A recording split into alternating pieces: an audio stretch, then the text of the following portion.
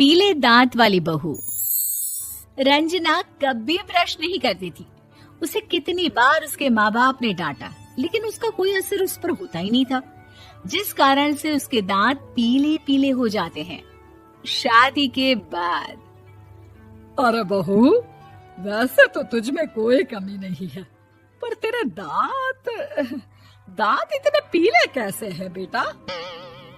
कैसे मतलब? कोई सर्जरी थोड़ी ना कराई है। वो तो क्या नाम, मैं ब्रश नहीं करती थी तो पीले हो गए। अब क्या करूं? आप कहें तो लाल करवा लूं या फिर काले? यार ये क्या है, क्यों माँ से लड़ रही हो? लड़ रही हूँ? अरे मैं लड़ रही हूँ या ये बोल रही है कि दांत पीले हैं, पीले। अरे तपस्या थोड़ी ना की है इन्हें पीले करने के लिए। बकायदा ब्रश नहीं किया है 20 साल तक, तब जाकर। छी, कैसी बात कर रही हो? ये उस वक्त तो पीले नहीं थे जब हम लोग तुम्हें देखने आए थे। अरे तब साफ करवा लिया होगा डेंटिस्ट के पास जाकर। अब देखो कैसे पीले पीले लग रहे हैं। रंजना सास की तरफ गुस्से से देखती है। फिर शुरू हो गई पीले पीले पीले।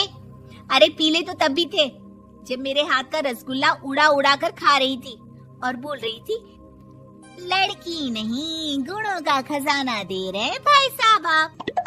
खैर, अब वो लोग करते भी तो क्या करते, पीले दांत वाली बहू पल्ले पड़ी थी तो झेलना तो था ही। एक दिन कीर्तन में रंजना गाना गा रही थी। अरे कमला बहन, माँ का द्वार है, यहाँ तो सब शुद्ध होकर आते हैं, फिर अपनी बहू को ब्रश भी नहीं करवाती तुम। दूर से पीले पीले दांत भक्ति में बाधा उत्पन्न कर रहे हैं। अरे कोई 2 साल के बच्चे थोड़ी ना लेकर आई हूँ मैं बहू बनाकर। अच्छी खासी लड़की है, अरे कैसे करवाऊं ब्रश? ये तो उसे खुद करना चाहिए ना। अब माँ बाप तो इसके जैसे तैसे निपटा दिए, ये नहीं सोचा कि सास कैसे संभालेगी। सास बहू को लेकर घर आ जाती है, लेकिन सोच लेती है कि अब इसे लेकर कहीं नहीं जाएगी। अगले रोज बहू कहती है, अरे क्या हो गया, मंदिर नहीं जाना क्या? कीर्तन का वक्त हो रहा है। मेरी मधुर वाणी से कान्हा जी जागते हैं और सोते हैं। आप तो जानती है ना उनकी भक्ति में कितना मन लगता है मेरा। वो क्या है ना, तबीयत ठीक नहीं लग रही है मेरी, आराम करूंगी मैं। तबीयत ठीक नहीं लग रही? अभी तो मिथुन के गाने पर नाच रही थी आप, और अब बोल रही है कि तबीयत ठीक नहीं लग रही। अरे भक्ति में मन लगा लो सासू माँ, ऊपर जाना है, क्या मुंह दिखाओगी आप? हाँ? सास को बहू की बात पर गुस्सा आ जाता है। मैं क्या मुंह दिखाऊंगी, इसकी चिंता तो ना कर, समझी? अपने मुंह की चिंता कर, जो ये पीले पीले दांत लेकर हर जगह पहुंच जाती है। पता है लोग कितना मजाक बनाते हैं। ना जी ना, मैं नहीं जाना कहीं तेरे साथ। तो ये बात है। कोई ना, मत जाओ, मैं अपने कमरे में ही बैठकर भक्ति कर लूंगी। ऊपर वाला दांत थोड़ी ना देखता है, मन देखता है, भावना देखता है। और अरे बस बस, तू सब कुछ दिखा, बस ये सफेद चमकदार दांत ना दिखाना किसी को, है? जा यहाँ से। बहू को सास की बात का कोई फर्क नहीं पड़ता, वो तो जैसी थी वैसी ही रह जाती है। सुबह नहाकर किचन में खाना बनाना, फिर खाना खाना, कीर्तन भजन करना और सो जाना। एक दिन, माँ जी मैं सहेली के घर जा रही हूँ, शाम को लेट आऊंगी। हाँ हाँ तो जाना, मैंने कौन सा तेरी आरती करनी है घर पर बैठकर। रंजना सहेली के घर जाती है, जहाँ वो पार्टी में जाने की तैयारी कर रही होती है। अरे शिखा, कहाँ जाने की तैयारी कर रही है? मैं गलत वक्त पर आ गई क्या? अरे नहीं यार, उल्टा सही वक्त पर आ गया।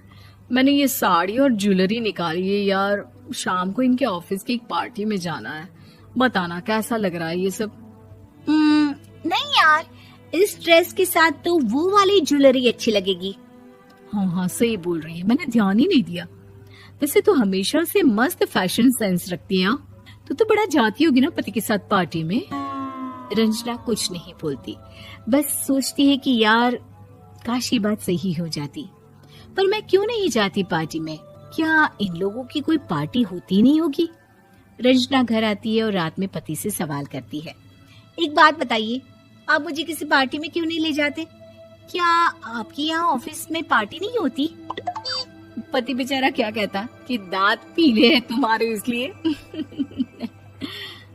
अरे कोई पार्टी होती नहीं हम लोगों के ऑफिस में, तो कहाँ से लेकर जाऊं? और मार्केट, मॉल, कहीं वीकेंड घूमना, कहीं तो। अरे यार सारे हफ्ते में एक छुट्टी मिलती है, तो सोचता हूँ कि आराम ही कर लूं। क्यों? रंजना मन मार के रह जाती है। पहले कभी सास के साथ मंदिर जाया करती थी, लेकिन वो भी सास ने ले जाना बंद कर दिया। घर बैठी बैठी रंजना बोर हो जाती है। तभी उसे आइडिया आता है और वो मायके जाने का सोचती है। सासू माँ, 2 दिनों के लिए मम्मी के घर जा रही हूँ। अच्छा ठीक है, आराम से जा। और हाँ, माँ से कुछ अच्छी आदत सीख कर आना कि कैसे शरीर के हर भाग की तरह दांतों की सफाई भी जरूरी होती है, समझी? शुरू हो गई ना आप। वो लोग आपकी तरह नहीं है कि छोटी छोटी बात का बतंगड़ बना दे। उन लोगों के लिए मैं मायने रखती हूँ, ना कि मेरे पीले पीले दांत। रंजना माँ को बिना बताए उन लोगों को सरप्राइज देती है, लेकिन जैसे ही वो दरवाजे पर पहुंचती है, अंदर देखती है कि घर वाले कहीं जा रहे होते हैं। अब माँ, काश रंजना दीदी के दांतों वाली प्रॉब्लम नहीं होती, तो वो भी हम लोगों के साथ चलती ना बुआ जी की बेटी की शादी में।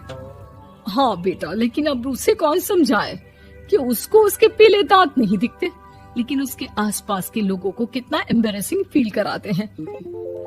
मुझे तो कितनी बार उसके स्कूल की टीचर ने शिकायत की कि उसके साथ कोई लड़की बैठना भी नहीं चाहती, और ना ही कॉलेज में कोई उससे बात करना चाहता था। लेकिन पता नहीं क्यों उसे ये बात समझ में ही नहीं आती। कोई कमी नहीं है उस लड़की में, बस यही कि दांत पीले हैं। वो तो भला हो जीजा जी और उनकी माँ का, जो दीदी को जैसी है वैसे ही रखा हुआ है। रंजना को अपने घर वालों की बात सुनकर बहुत दुख होता है। वो सोचती है कि वो क्या करे, लेकिन फिर वो सीधा डेंटिस्ट के पास जाती है, अपने दांत चमकाती है और कसम खाती है कि वो रोज ब्रश करेगी। अरे क्या हो गया?